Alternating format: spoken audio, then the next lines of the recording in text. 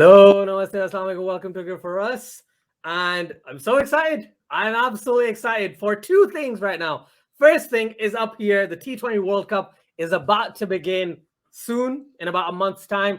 I'm very excited to have the second exciting thing on this side of my screen. Nick from Cricket for Americans, Boring Reviews, The Final Reaction, the man, the myth, the legend, the person who taught me that phrase. How you doing, Nick?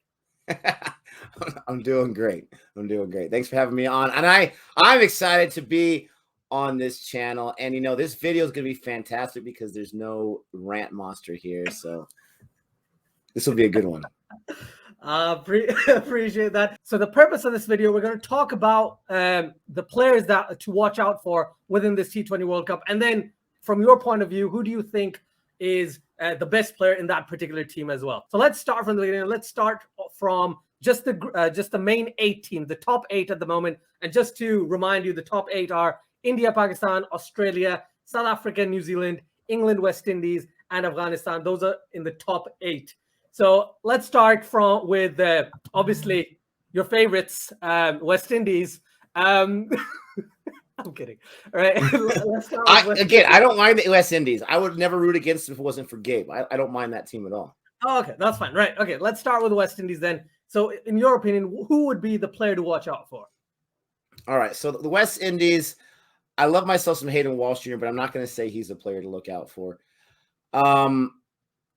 It's tough because they have so many guys who you can look at and you can be like, oh, they can do it, or they can do it, or he can do it. I want to be able to say something like Chris Gayle, but I don't think he's going to really show up in this tournament, as bad as that sounds. I'm hoping I'm wrong, because I love Chris Gayle. But I think the guy to watch out for, honestly, is Andre Russell. He's had a much better CPL than he had the IPL. But I think this guy, he's just due. And at the end of this World Cup, we're going to have a few guys, especially one or two, that's going to be instant stars for how they perform for their team. I think for the West Indies, that might be Andre Russell. Fantastic. All right, on big Dre Russ, and let's see if he can do the same thing before the T20 World Cup for KKR, because he does show up. He's up very, very good with the ball, with the bat. The only issue just with his injuries, but I get where you're coming from 100%. Let's go to New Zealand. It's a random order, by the way, Nick. So just out there completely. New Zealand. Who would be your player to watch out for the Kiwis? So New Zealand's tough because they have so many monsters. You'd be dumb if you didn't say Kane Williamson. But I'm going to just try to be a little different, something that's not as obvious as Kane Williamson. And just from what I recently saw, and that's test, it's not T20, it's test. But Kyle Jamieson was on some other type of planet. And so can you imagine if Kyle Jamieson is able to show up with the bat and with the ball, but especially the bat, then it's not going to be fair. Guys like Glenn Phillips, I would love to say him, but ever since he came to my Royals in the CPL, he's been trash. Today, he went down on a golden duck. I mean, I don't know. Maybe for New Zealand and for the Kiwis, he shows up. But, yeah, I mean, Kane Williamson, he's going to be there. But Kyle Jamieson, he might be that monster. Yeah, Kyle Jamieson's a beast, especially in Test cricket. He's been in some stupendous form, not just now, but for quite some time. And I'm actually going to just say something that people might not agree with, is that, Kyle Jamieson isn't a T20 player, is he, Nick? Is he? Really? RCB paid him to be a T20 player. Exactly. He's so good. I'm liking the left field choices here, by the way, Nick. You didn't go for Pollard or Kane Williamson. I like this. I mean, all the captains is what everyone's going to pick, right? So I got to be a little different. That's just in my nature. I love it. Absolutely. In terms of Australia, the team that a lot of people are discounting in this World Cup after losing to the West Indies and losing to Bangladesh, who do you think is going to be the player to watch out for the Aussies? And I am one of those people that's completely not counting Australia to do too much. Prove me wrong, Australia. Prove me wrong. Your fan base wants it so bad. This is going to be when I am going to choose the captain, but it's going to be a little bit of a caveat.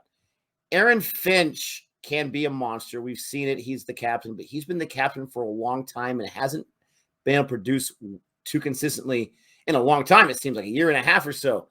But if Australia's going to make any noise, they can't just do it with Pat Cummins. They've got to have Finch there, Aaron Finch. So I think he is going to be their most important player. He has to be.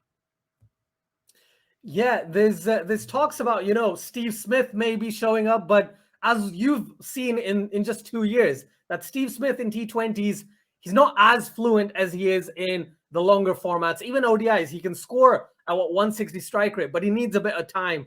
So he might not be the one. So Aaron Finch, not a bad shout. He was not too long ago, he was ranked #1 in T20s, or at least in the top 3 or T20 batsmen as well. So yeah, great choice. If we move to England, then in that case, and this is basically, I don't want you to say it. I know who you're going to say. I have a feeling. I won't say it. I won't say it. I won't say Captain England, because that's too obvious. Tom Curran. I thought you were going to Tom Curran. Tom Curran. Oh, yeah. The reserve. How dare they put him on that reserve? They did that just to spite me. I'm going to go with the guy that I fell in love with in the 100, and that's Liam Livingstone.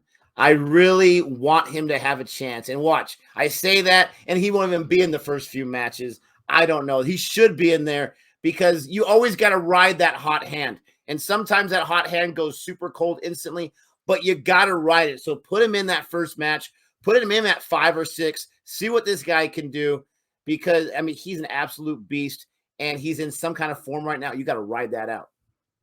Yeah, I'd say one thing about Liam Livingstone is the fact, number one, he can bowl a bit as well, considering England's only going with Adil Rashid and Moeen Ali as their main spinners, which a lot of people are very ticked off about. They say, where's Matt Parkinson? Where's everyone else in the county from the county seed, right? Who performed well in the 100 as well, from well in the T20 Blast? Where are those guys? But England's gone in with, you know, the standard, what they easily find the acceptable options, which are Adil Rashid, Moeen Ali, and then Liam Livingstone. I think, as you said, he's been on an amazing wave. The wave that he's on, you don't have many players lasted this long, and he's been doing it for quite some time. Only other players are maybe Alex Hales, but he's never playing for England. So we don't know in that case. Right. Let's talk about the team that you genuinely support is your #1 team. All right. Let's talk about India. Right. India's squad, in my opinion, is the best squad in this T20 World Cup so far. It is. It's not so far, but it is. It is. It just is. So who would be that one person? It's very hard to pick one player. So who would be that one player to watch out for India? It's tough. And a lot of these choices I'm also basing on the IPL of course. Last season, because it was in the UAE. And I'm trying to figure out how they're currently playing, UAE, previous IPL. And there's so many guys I want to say, but I'm not sure how many of these guys are going to be consistently in the starting 11, because like you said, they're so deep. So I'm going to be the most boring person ever. I really am. And no, I'm not. I'm going with Rohit Sharma, because Rohit Sharma as the vice captain, I'm sorry, he has enough rings as I have fingers in my hand right here. You might even have one more. I can't remember. But this guy is an absolute monster. You need him as that opener. You need him with a little bit of that leadership with Virat Kohli. I think the combination of him and Kohli together will be great. And he is great form in test. He always shows up with the biggest games that I've seen, at least. So it's got to be Rohit Sharma. I was waiting for the 5 times. And you did it. and you just brought it in. Just snuck it in very nonchalant. Absolutely love it. But yes, Rohit Sharma, Hitman. This guy, even in test matches, even in this test series, he was great. That 100 was just amazing. So yes, I can't really disagree with you on any of these choices. So well done, Nick, so far. Let's talk about Afghanistan, right? Okay. The thing with Afghanistan is there's a lot of political stuff happening. They were supposed to have a series with Australia at the moment. That's been cancelled, unfortunately. Who would be that one player for Afghanistan? As you already know, Rashid Khan's actually stepped down from the captaincy, and Mohammad Nabi's taken up the captaincy once again after quite some time. So who would be the one person that you can think of who would be the player to watch out for Afghanistan? So full disclosure, I don't know the squad too well. I know a few of the names here.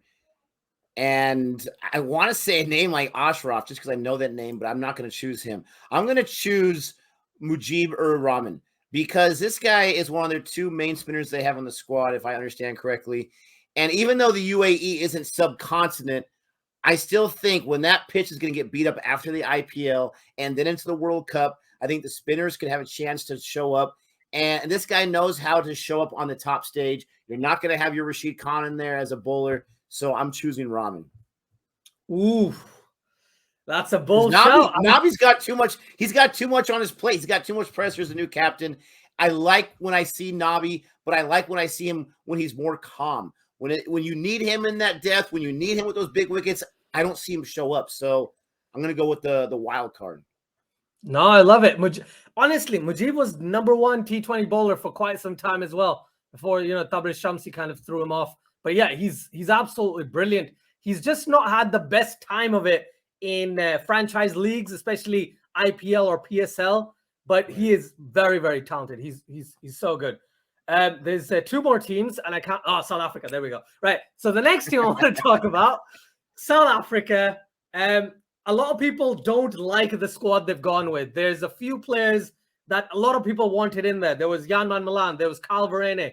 There's genuinely George Linde in the main 15. Surprised not to see him there. And then, there's some obvious choices, Ngidi, Rabada, Norke. Like, in terms of the paces, they're great. All right. They've got the option. Like, genuinely, I don't know if you know this, but Imran Tahir was actually told that he was going to get selected for South Africa in the T20 World Cup. Potentially, he had a conversation with Graham Smith that, am I going to be in contention? He was like, yeah, sure. And he was not even picked. And I genuinely think he's still in the top 2 South African spinners I can find anywhere. It's Tabriz Shamsi and Imran Tahir. And it's really shocking not to see him in there. But because he's not in there, I don't think it's an easy decision to pick one player out of the entire lineup to say that a player to watch out for. But if you had to pick, Nick, who would you pick? I cannot believe that Faf is not in this squad. That's like a slap in the face. The guy's killing it right in the CPL. I don't think he's been out for like 4 matches or something like that. He's just insane. He retires from the other formats to focus on this World Cup, and they don't even invite him to the party. Are you kidding me? I think that's a huge mistake because he would have been the guy I would have chosen because he's doing T20 right now, and he's having a great – now, he is a little beat – he's a lot beat up, actually. So that might have something to do with it, but he still scored a bazillion runs today. Anyways, Quinton de Kock is always the easiest choice, but I'm going to go with Rabada, another easy choice, because you've got to get those wickets. And Norkia, he would be the most important wild card because if you get Norkia and Rabada going, both pace attack, and then you get some spinners in there, then they could do some on the bowling side. I don't think they're going to make enough noise on the batting side, tell you the truth, especially if Quinton de Kock has a few bad episodes. So you got to count on Rabada. And coming in at 8 or 9 or 10, whatever he bats at, he can hit a few sixes. So he might be able to, do what Cottrell did to my Royals the other day and hit that game-winning 6 in one of those matches. You never know. Yeah, Rabada is pretty good with the bat sometimes. When he comes in, he can talk with you. Sometimes. Like Cottrell, as you said, Cottrell. You've got Stark, who does it a few times as well. Pat Cummins, that innings, I still remember that. What was it, 80-odd? He was on my fantasy squad, baby. Oh, that was a knock and a half. But yeah, that's not a bad shout from South Africa. And I had to leave Pakistan at last. And the reason is because I really want to talk about Pakistan. I want to ask you, who would you pick? And obviously, I would never think of you saying Asif Ali. But I would like to ask you, who is the player for you to watch out for Pakistan in this T20 World Cup? So you don't know this, but Gabe and I will be doing a breakdown on Pakistan as well and the other main squads. But the easy one is Babar Azam, right? I mean, that's the easy choice. This guy's a monster. He's in his prime. Maybe he hasn't even gotten to his prime yet. Who knows? But he's definitely in that realm. He's got to bring that leadership. But I'm not going to pick Babar Azam because I just can't do that. I like to punish myself. So I'm going to choose another easy one. I tell you the truth, Shaheen Afridi. I'm in love with this guy as far as being a fan goes, not in love with him. He is an absolute monster, especially in tests. When you give him a few overs to play with, he's just messing with your mind. He's going to take 5 or 6 wickets before you even realize it. I'm going to choose Shaheen, first of all, because I'm a huge fan of him, but also this guy can wreck certain matches, and I'm excited to see what he can do. He's one of my favorite cricketers, to tell you the truth, and I can't wait to see what he can do. All right, fantastic, Nick. So you've picked 8 players to watch out for, one from each of the 8 teams. If I asked you to pick one MVP for the entire World Cup, who would that guy be, Nick? I'm not going to go with an Indian player. That's just too easy. So I'm going to automatically eliminate. I'm trying to think who will be the MVP, meaning their team's going to go pretty deep. They don't have to necessarily win. It'll go pretty deep. Oh man, alive. You would do this to me. I don't think it's from Australia. I think because this team doesn't lose on the big stage recently, I'm going with Kyle Jamieson. That's right. Kyle Jamieson's going to be the monster. He's going to have a coming out party, and RCB is going to be so happy that they overpaid for him because it was absolutely worth it. It might be the dumbest pick of all time, but that's what I'm all about. Hey, Nick, I'm going to make you feel good about yourself. There are certain people who, if they pick players, they get ducks and they go for 60 runs. So, you're not one of those. At least you're not one of those. So it's all good. It's perfectly fine. I know someone like that. Right. Last question. And I'm not going to ask you who wins the World Cup because I know you're going to say India.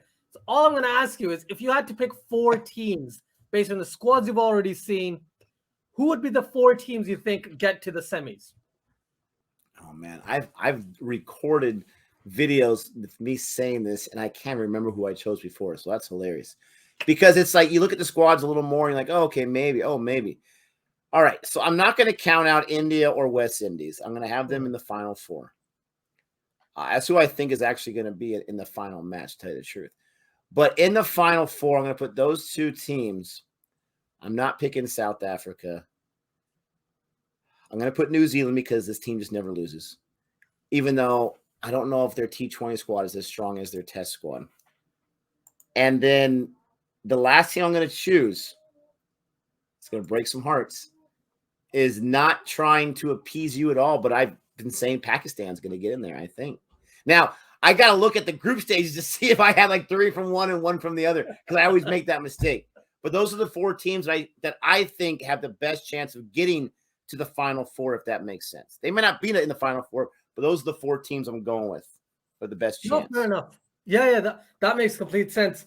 I'm surprised someone is putting Pakistan in their top 4 because after the squad announcement, I was losing my mind, Nick. Right? They still have some serious guys, though. Oh, of course. 100% they have some serious guys, but that middle order, it's not good. It doesn't. And what's going to happen when Asif Ali goes nuts and he has 2 or 3 really good matches? What's going to happen? Do you know what? If that happens, you will see pigs fly. You will see the moon and sky turn blue. No, I'm kidding. Wow. It can happen. It can happen. And the funny thing is, it's Pakistan, and you'll see this moving forward with cricket. Whenever a tournament's about to happen, there is chaos in the Pakistan camp. And then about 7-8 days before the tournament's about to start, their team changes. The squad that they've announced a month in advance, that will have certain changes, probably 2 to 4 changes. And then those people will help them win or, get them to the semis, etc., etc. So it always happens. It always happens. It's crazy.